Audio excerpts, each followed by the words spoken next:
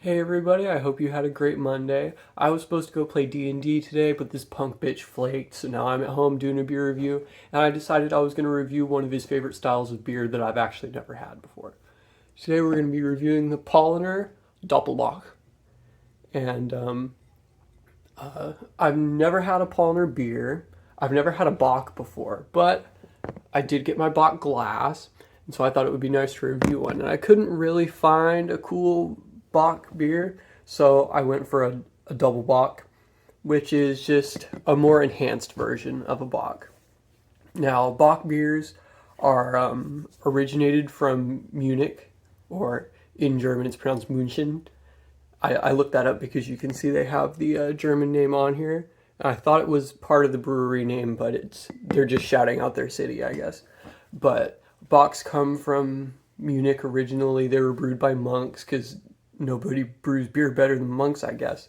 But Paulaner was one of the first few breweries to start brewing Bocks, and they've been brewing since like 1600s, like 1634, I think it was. And so they're pretty well established.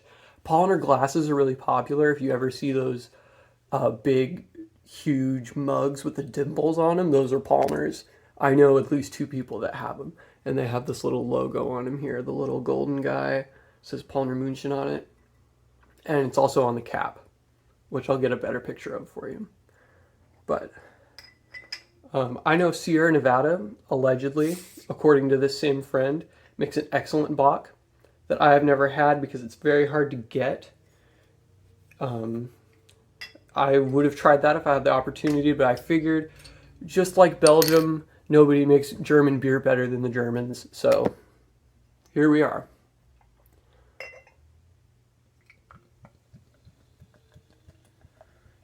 I'm trying to pour this a little aggressive because I usually don't. There we go. That's not bad, huh? That's not bad.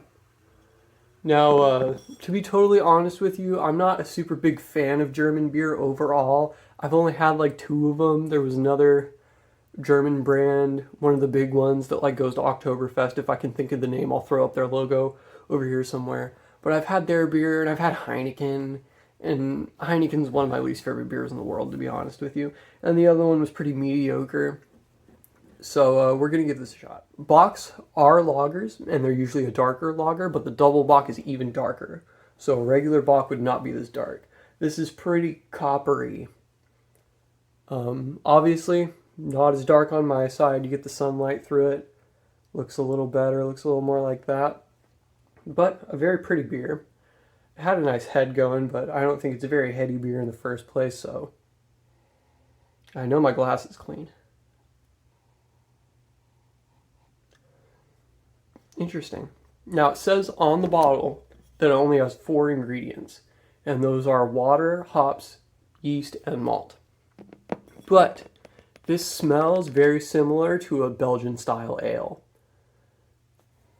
It could be the kind of hops they use, it could be the yeast, it could be the malt.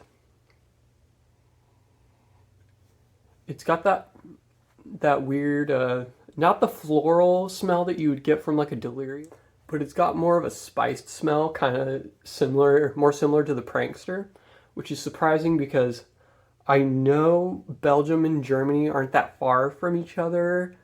I'm pretty sure I pointed that out in a video before, but the beer seems kind of similar. But there's only one way to find out for sure, so fuck you, Will.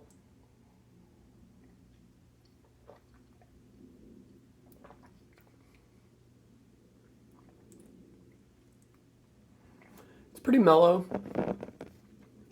pretty similar in flavor to those darker Belgian ales that I've been doing, but not as bright and light. It is definitely a darker kind of beer, and it's definitely got a darker kind of flavor to it. It's a little richer. Now, unfortunately, this is a little warm because it wasn't in the fridge when I got home. I forgot to put it in the fridge this morning, but I threw it in the freezer for like 10 minutes, so it is cool. It's just not super cold, so I hope that doesn't interfere with the flavor too much.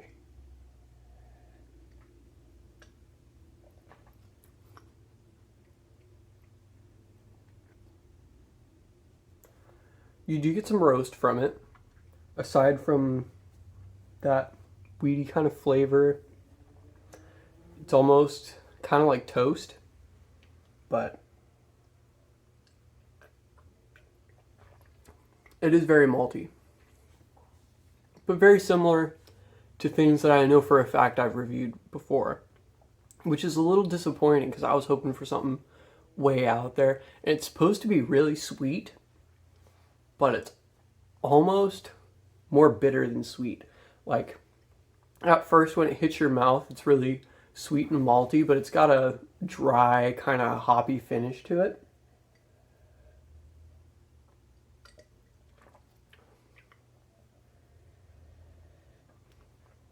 I am kind of picking up toast in the smell now. It always smells a little different from here than it does from like here, you know?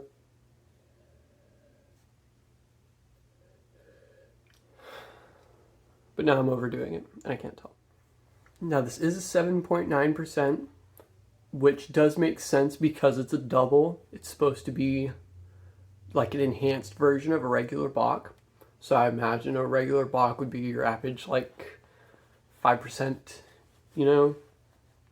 So this is a little more substantial. I think that Prankster I just did was 7.9 as well, which is almost kind of remarkably similar. Not in color. If I remember correctly, that Prankster was a lot more golden, and this is definitely darker.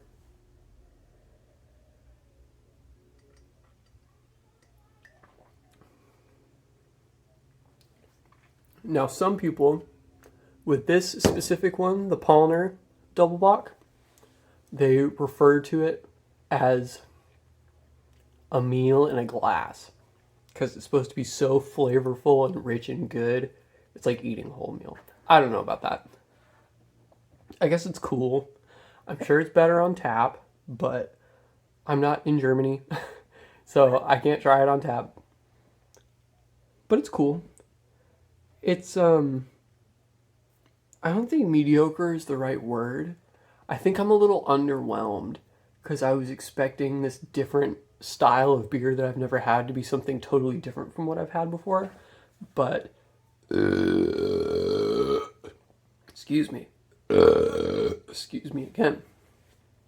But it definitely has a resemblance in flavor to the more spiced kind of Belgian style ales. Like that cheap shitty one was pretty similar to this. But this is definitely darker, both in color and in flavor. And a little richer too.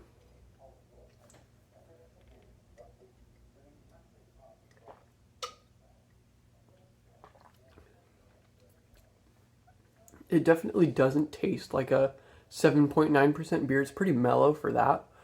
But it is right on the verge of being like aggressive. You know, there are those beers like the Prankster.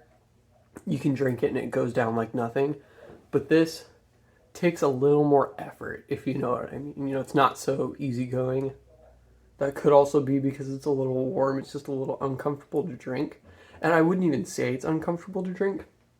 But I hope you understand what I'm saying when I'm saying that it's not as easy to drink. It's just a little heavier. You know, you have to try a little harder, I guess.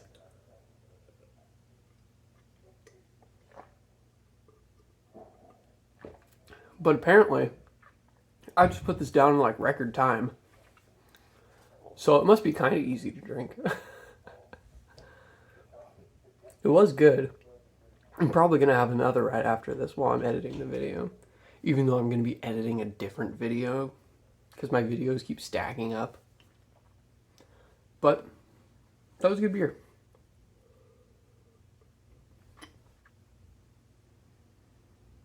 I guess I liked it.